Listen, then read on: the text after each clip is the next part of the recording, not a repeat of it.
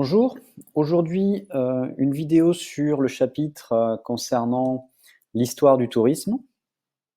Donc le tourisme depuis ses débuts jusqu'à aujourd'hui, la façon avec laquelle il s'est diffusé, la façon avec laquelle il est devenu aujourd'hui un phénomène mondialisé et massif.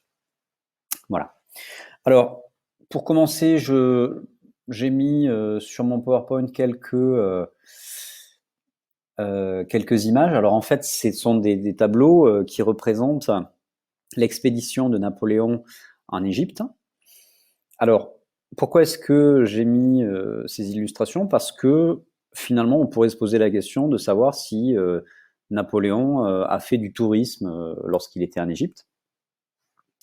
Et en y réfléchissant, c'est une question à laquelle il n'est pas très facile de répondre, puisqu'il avait amené avec lui des artistes, des historiens, des géographes, et qu'il a, entre guillemets, visité certains sites, hein, notamment les pyramides. Donc, vous voyez, c'est là aussi, finalement, si on définit le tourisme comme le fait d'aller découvrir un ailleurs, on va se rendre compte que le tourisme, c'est une activité qui, dans sa forme primaire, dans sa forme originale, existe depuis très longtemps. Nous, ce qui va nous intéresser, c'est de voir comment cette forme première, si vous voulez, elle a évolué et comment elle est devenue aujourd'hui une activité organisée et commerciale qui touche le plus grand nombre. Alors, par rapport à l'histoire du tourisme, on va faire une espèce de déroulé par période. Donc, on va commencer par les origines du tourisme durant l'Antiquité. Alors, j'ai choisi de commencer à l'Antiquité, mais c'est vrai que vous pourriez me dire finalement pourquoi pas plus tôt. C'est vrai que si on considère que le tourisme, si on s'arrête simplement à la définition qui consisterait à dire c'est se déplacer ailleurs pour découvrir un nouveau territoire, bah finalement, on pourrait dire que les hommes ont toujours fait du tourisme, puisque les premiers hommes préhistoriques étaient des nomades et en fait n'arrêtaient pas de changer de lieu de vie, n'arrêtaient pas de bouger. Seulement, ce que l'on peut rajouter dans la définition du tourisme, on va commencer un petit peu à la préciser, c'est que le tourisme, c'est le fait de voyager pour le plaisir. Et ça, c'est quand même quelque chose de très différent du fait de voyager pour des raisons professionnelles ou pour voyager comme les premiers hommes, pour la survie. Et cette notion de plaisir, elle apparaît surtout au moment de l'Antiquité, notamment à Rome et dans la Grèce antique.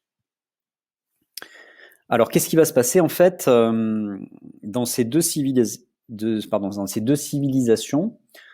Il va y avoir des personnes qui vont être riches et qui vont avoir du temps libre.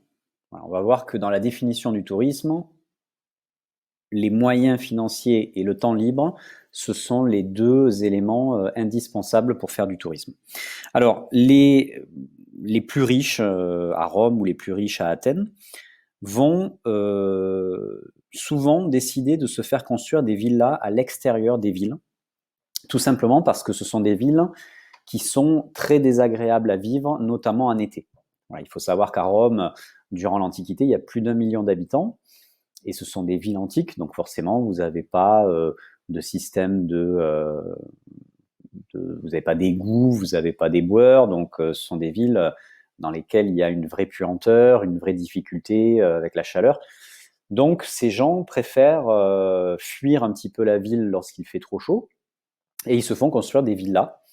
Alors des villas au sens de l'époque, c'est-à-dire en fait des espèces de grandes fermes, mais où on retrouve aussi des espèces de petits palais à proximité de la zone de production agricole.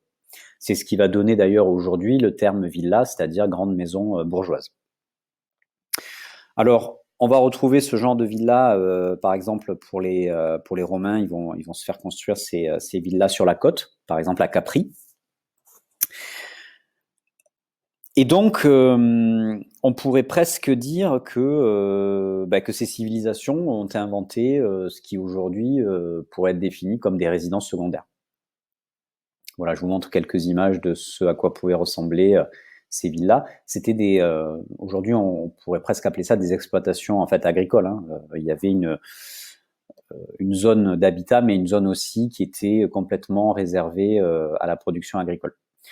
On a retrouvé aujourd'hui des vestiges, hein, bien entendu, il n'y a plus rien qui existe, mais il y a des sites archéologiques qui ont mis en évidence les sous-bassements en fait de ces villas. Alors, on pourrait également citer dans l'Antiquité de grands mouvements comme ça de déplacement. Alors, je vous ai mis une photo des vestiges de l'oracle de Delphes, puisqu'en fait, vous aviez des gens qui venaient de tout le monde antique pour venir poser des questions à l'oracle de Delphes. C'est peut-être un peu marginal par rapport à ce qu'on disait, notamment avec la notion de tourisme, mais bon, je l'ai quand même mis. C'est la même chose aussi avec les Jeux Olympiques. Vous aviez comme ça de grands mouvements de population qui partaient vers Olympe pour voir Olympie pour ces Jeux Olympiques. Si on continue un petit peu avec les origines du tourisme, ce qui pourrait être un peu l'ancêtre du tourisme, on pourrait aussi citer quelques personnages historiques, et notamment Hérodote. Donc Hérodote, c'est un voyageur, c'est quelqu'un qui a écrit un livre au 5e siècle avant Jésus-Christ, qui s'appelle Enquête. Et on sait que, d'après ses écrits, il aurait traversé tout un tas de pays. En fait, il aurait beaucoup voyagé. Il aurait traversé l'Égypte, le Liban, la Syrie, l'Irak, l'Iran, enfin tout un tas de pays.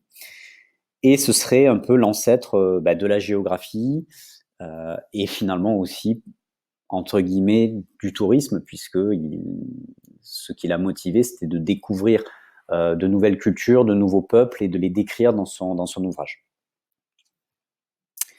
Voilà un petit peu pour, à mon avis, le point de départ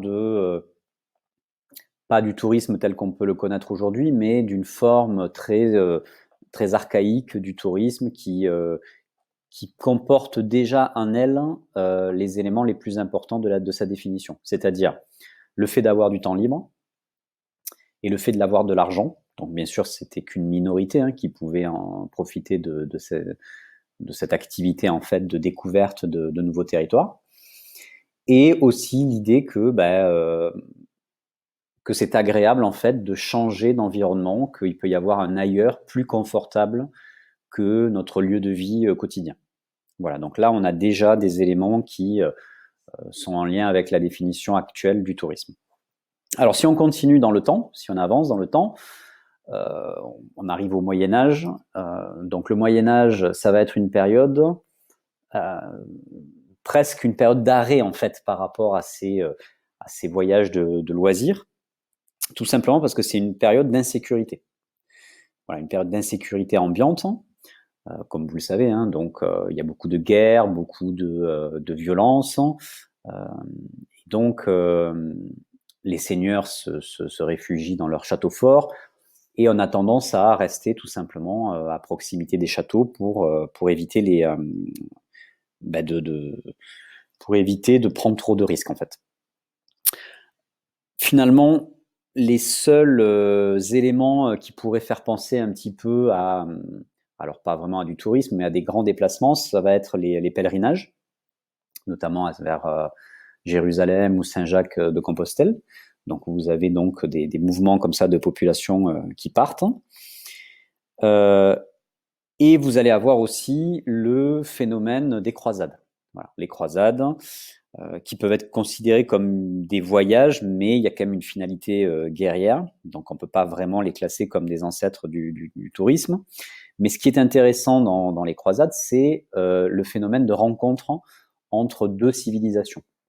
C'est-à-dire que les croisades, c'est quelque chose qui s'est déroulé sur des siècles, et donc les chrétiens et les musulmans sur place ne se faisaient pas la guerre en permanence. Il y a eu des phénomènes comment on appelle ça, de contact un petit peu, de contact culturel, et donc des phénomènes de découverte en fait de l'autre et de sa culture. Et ça aussi, c'est à la base du tourisme tel qu'on le connaît aujourd'hui. Par exemple, les chrétiens, les croisés ont ramené des éléments de la culture musulmane en Occident. Donc on pourrait par exemple citer le jeu d'échecs ou alors le savon de Syrie, le savon d'Alep. Des éléments de gastronomie, par exemple les échalotes, ou des choses comme ça, ont été ramenés et découverts en fait lors de ces épisodes. Si on avance un peu dans le temps et qu'on arrive à la Renaissance, là on va avoir un renouveau du voyage d'agrément, du voyage de plaisir si vous voulez, notamment au XVIe siècle avec le développement de la Renaissance. Vous allez avoir beaucoup d'aristocrates, de philosophes, d'artistes qui vont voyager et notamment aller à Rome. Ça va être un peu la destination prisée, Rome, de tout ce qu'on appelle les humanistes qui viennent étudier l'architecture, l'art, l'histoire de cette ville. On pourrait par exemple citer Léonard de Vinci. Donc Léonard de Vinci, c'est quelqu'un qui a beaucoup voyagé pendant sa vie d'artiste, mais même lorsqu'il était jeune, en fait, on sait de par les études qui ont été réalisées sur sa vie que il passait le plus clair de son temps à se balader dans la nature pour faire des croquis, pour s'émerveiller un petit peu devant des nouveaux paysages, des choses comme ça. Donc là aussi, il y a au moment de la Renaissance on redécouvre le plaisir de découvrir d'autres territoires. Voilà, il y a quelque chose qui revient en fait dans l'activité de voyager. Alors, la période qui va être vraiment la plus déterminante pour le tourisme, en fait, pour la mise en place d'un tourisme tel qu'on le connaît plus ou moins aujourd'hui, ça va être le XVIIe et le XVIIIe siècle, où là, le pays vraiment important à connaître, ça va être l'Angleterre, puisqu'en fait, les jeunes Anglais, les jeunes aristocrates anglais, vont prendre l'habitude de faire ce qu'on appelle le grand tour. Alors, le grand tour, c'est quoi?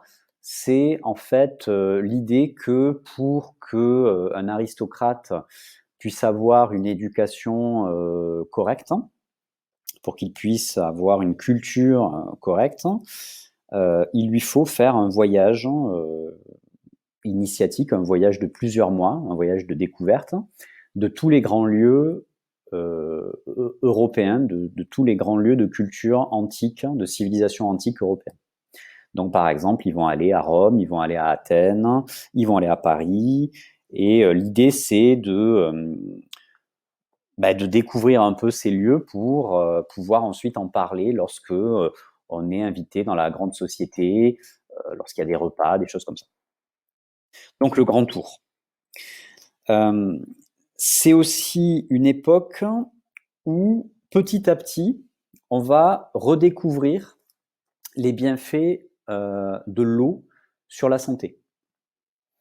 Il faut savoir que pendant longtemps, l'eau est considérée comme dangereuse parce qu'on pense que l'eau transporte des maladies et que le fait de se mouiller ouvre les pores de la peau et que donc ça fragilise aussi le corps en permettant en fait aux maladies de rentrer dans le corps. Donc il y a une vision très négative de l'eau. Et lors du XVIIIe siècle, on commence à changer un petit peu cette conception. Donc qu'est-ce qui va se passer? Tout simplement, on va commencer à voir apparaître du thermalisme. Donc du thermalisme, c'est quoi? C'est le fait de prendre les eaux, donc souvent des eaux chaudes, des eaux naturellement chaudes, des eaux de source, pour essayer de soigner des rhumatismes ou en tout cas des maladies. Et donc il va y avoir des villes qui vont commencer à plus ou moins s'organiser pour accueillir ces aristocrates qui viennent prendre les eaux. Donc on peut citer par exemple le cas de Bath en Angleterre. ou à Nice aussi également, on va retrouver ce genre de choses. Alors, c'est pas encore des stations thermales, c'est plutôt des villes dans lesquelles petit à petit on va organiser des services, parce que les aristocrates qui viennent veulent avoir aussi accès à un théâtre, accès à des restaurants. Donc petit à petit, il y a une organisation de services par rapport à cette bonne société qui vient se rencontrer dans ces villes.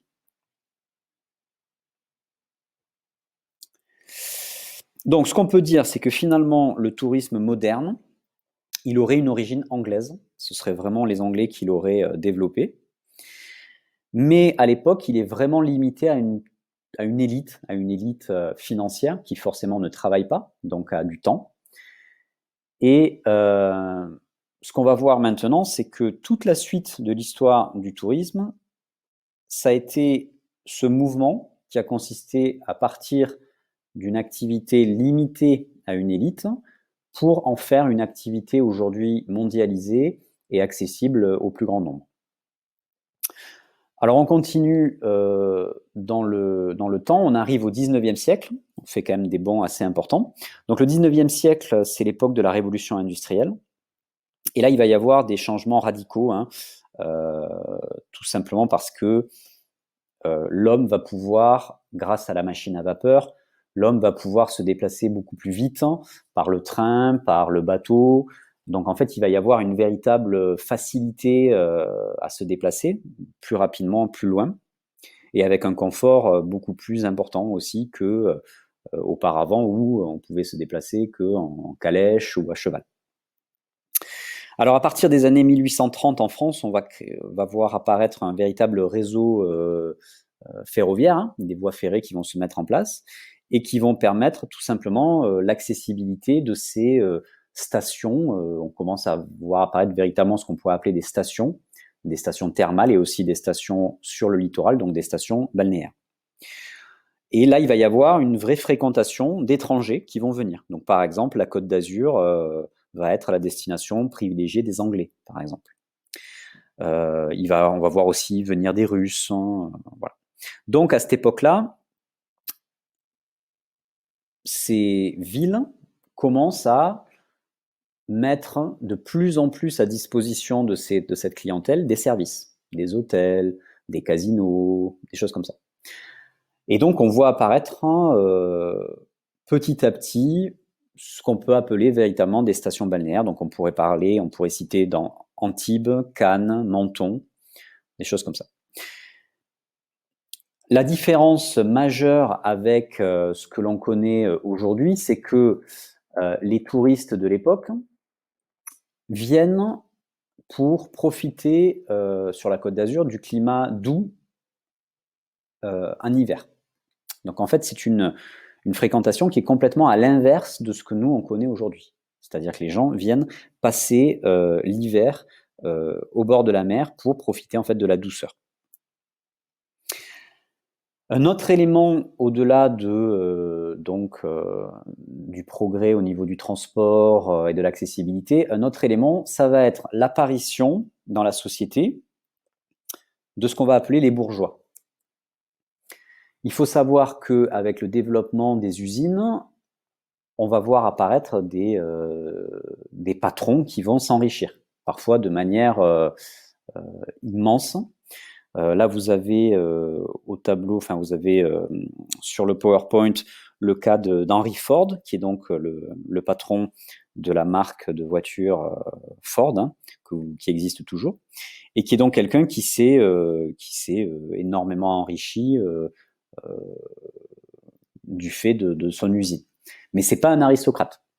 Ce qui fait qu'on voit apparaître un groupe social concurrent de l'aristocratie, que vont être en fait ces bourgeois, ces possesseurs d'usines, ces propriétaires d'usines, et ces gens vont avoir tendance à copier les codes culturels des aristocrates. Donc en fait, ils vont eux aussi commencer à fréquenter les stations thermales, fréquenter les stations balnéaires. Ce que l'on peut dire, c'est que les destinations sont choisies pour leur aménité, c'est-à-dire leurs atouts, notamment climatiques.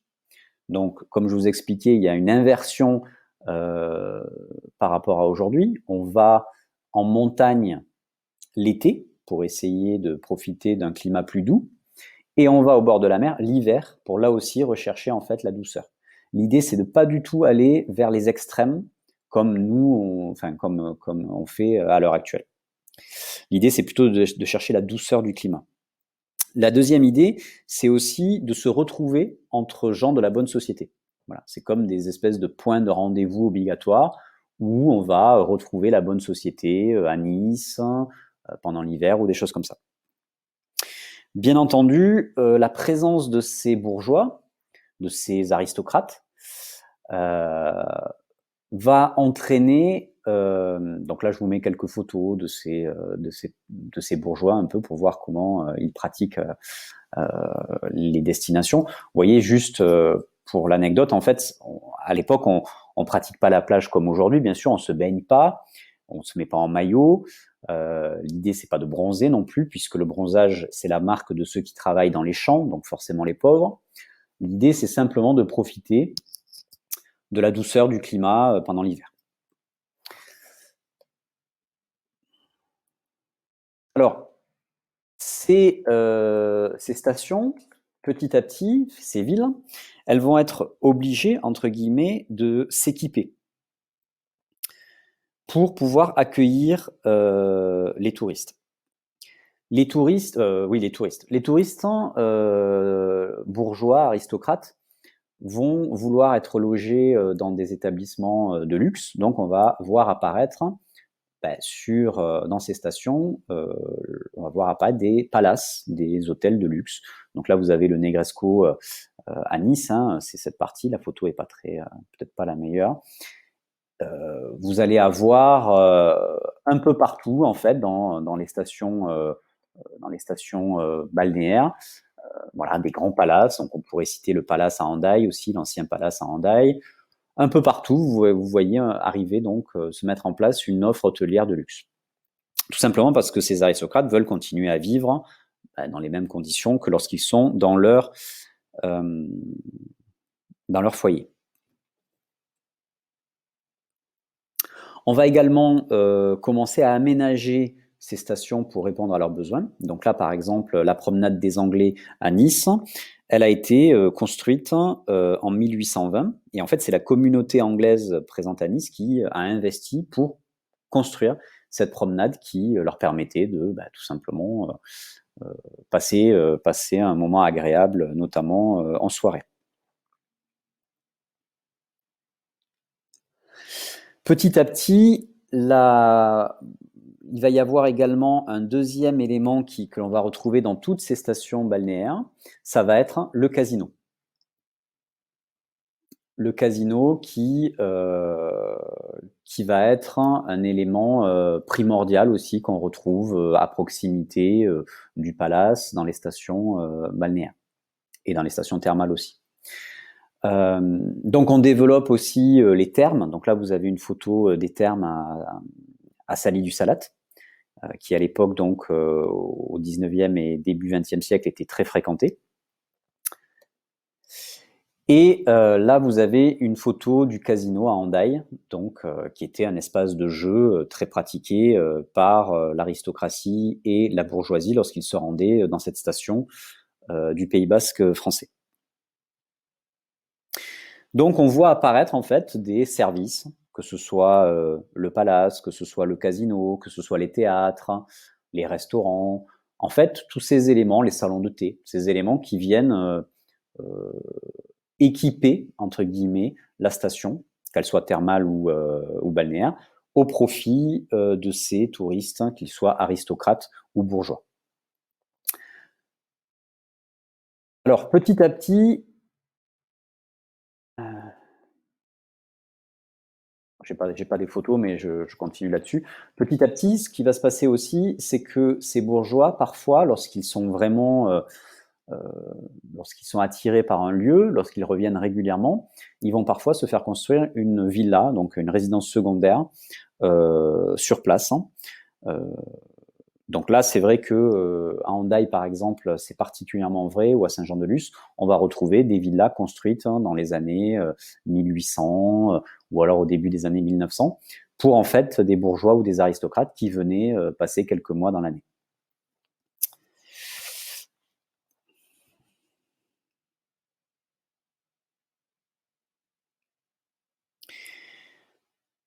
Voilà. Au niveau de ces deux siècles, 19e siècle, enfin, au niveau du 19e siècle, pardon, ce qu'on peut noter aussi, c'est qu'il y a l'apparition d'un tourisme plus organisé en termes d'activité professionnelle, puisque c'est en 1851 que Thomas Cook crée la première agence de voyage.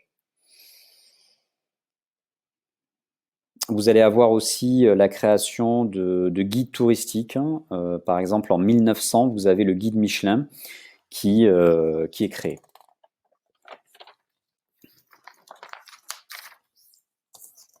Je continue. Alors, c'est aussi l'époque de la colonisation. Donc la colonisation, c'est le fait que les pays européens s'implantent sur le continent africain et asiatique. Ça va créer des mouvements, oui, des migrations, des voyages. Vous avez des Européens qui vont partir visiter ces colonies. Par exemple, on pourrait citer l'Algérie, qui a été une destination touristique importante pour les Français des années 1850 jusqu'à la décolonisation. Donc ce qu'on peut dire, c'est qu'au XIXe siècle, le tourisme, il semble un peu plus organisé, même s'il reste à destination de la bourgeoisie.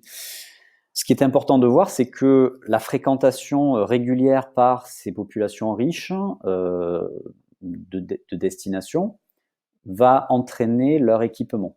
Voilà. On voit leur aménagement, on voit apparaître véritablement des structures de la station thermale, de la station balnéaire, qui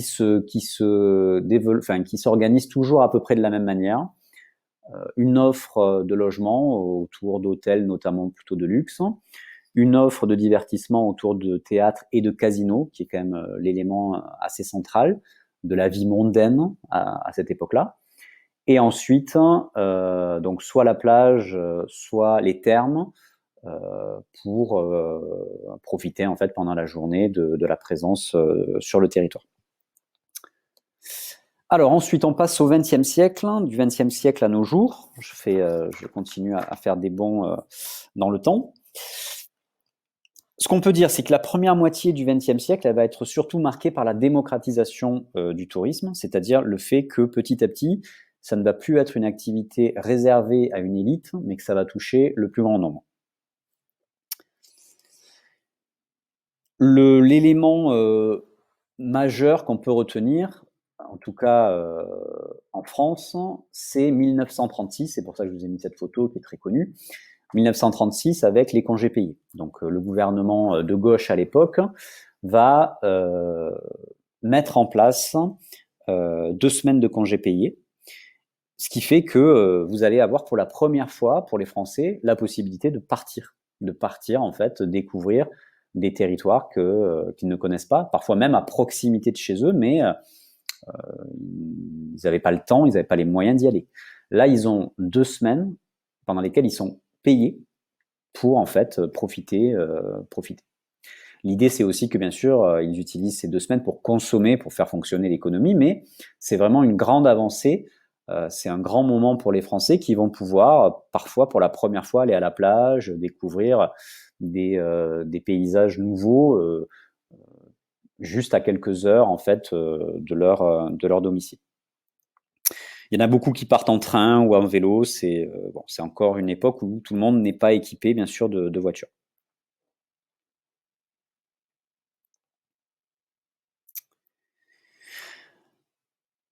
Le fait qu'il y ait des congés payés, bien entendu, ça crée un vrai marché. Donc, il va y avoir un développement professionnel du tourisme. On va voir se mettre en place de plus en plus d'agences.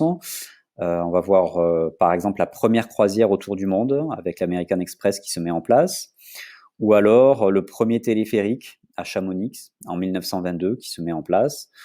Voilà, il commence à y avoir une organisation en fait du tourisme. Alors, bien entendu, le XXe siècle, c'est aussi l'époque des guerres mondiales. Donc, pendant les guerres mondiales, là, il y a un arrêt complet, bien entendu, de ce processus. La situation internationale, elle permet pas du tout de se déplacer pour le plaisir, hein, bien entendu. Donc là, on est dans une situation d'arrêt en fait du tourisme en fait. Ça va reprendre au moment de l'après-guerre, dans ce qu'on appelle les 30 glorieuses, au moment un petit peu de la reconstruction, enfin, oui, de la reconstruction, où là, il va y avoir vraiment des conditions favorables au développement d'un tourisme un peu plus massif.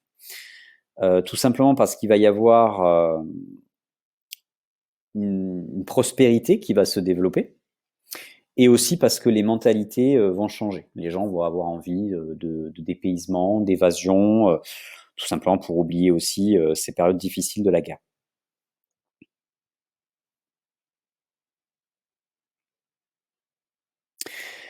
Donc, si on continue dans le temps, si on arrive aux années à peu près aux années 60, on commence à voir arriver un tourisme de masse en Europe et aux États-Unis. Tout simplement parce que les populations s'équipent, notamment de voitures, et donc, lorsque elles ont des congés payés, elles vont pouvoir aller plus loin, vraiment pour consommer des territoires touristiques. Donc, il va y avoir une véritable démocratisation, et on va voir apparaître des lieux qui sont dédiés en fait au tourisme. Par exemple, des parcs d'attractions, des stations qui vont être de plus en plus équipées, des choses comme ça. On voit aussi apparaître, c'est le moment où l'avion commence à se démocratiser. Il commence à y avoir des compagnies aériennes qui réutilisent les avions militaires de la Deuxième Guerre mondiale qui servent plus. Donc en fait, on les prend, on les recycle, on fait des appareils civils et on commence à créer des compagnies aériennes pour le tourisme.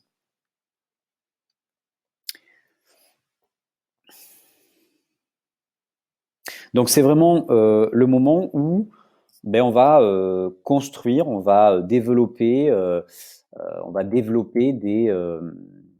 des stations, que ce soit des stations thermales ou des stations de ski ou des stations balnéaires. On va en fait construire sur le noyau qui existait déjà. Et l'objectif, c'est de pouvoir accueillir le plus de monde possible. Donc les promoteurs vont construire des hébergements. Alors ça peut être des grands ensembles, des campings, voilà, des choses comme ça.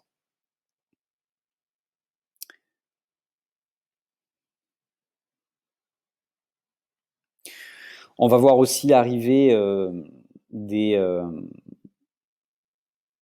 des types d'offres touristiques un peu originales, comme par exemple les clubs de vacances, avec le club Méditerranée qui est créé, qui ouvre son premier village vacances à Palma de Majorque en 1950. Voilà, donc il y a une espèce d'adaptation à la demande et à la massification du tourisme.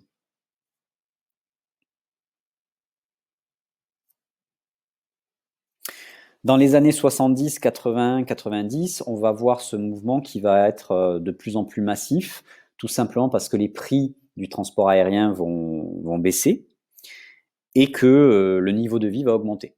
Donc, il va y avoir véritablement plus de gens, la classe moyenne, ce qu'on appelle la classe moyenne, qui va pouvoir accéder à des destinations plus lointaines. Voilà.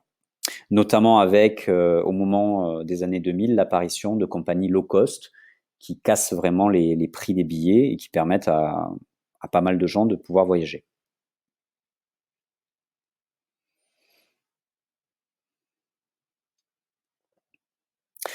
La dernière grande révolution ou grande étape par rapport à l'histoire du tourisme, ça va être Internet. Ça va être l'apparition d'Internet qui va permettre l'autonomisation, si vous voulez, du touriste, qui aujourd'hui, grâce à internet, peut organiser son voyage, quasiment seul en fait, hein. Il devient véritablement, il peut organiser son voyage.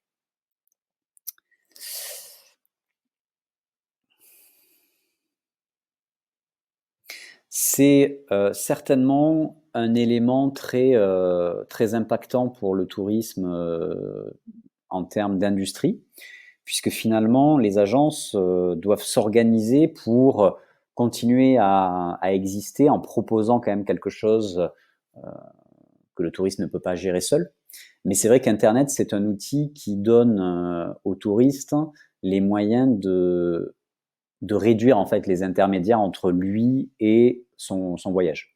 Il peut réserver seul son billet, il peut trouver sur place un logement, peut-être même chez l'habitant. Voilà, il peut vraiment, avant de partir, simplement avec une connexion Internet, organiser quasiment tout seul son voyage.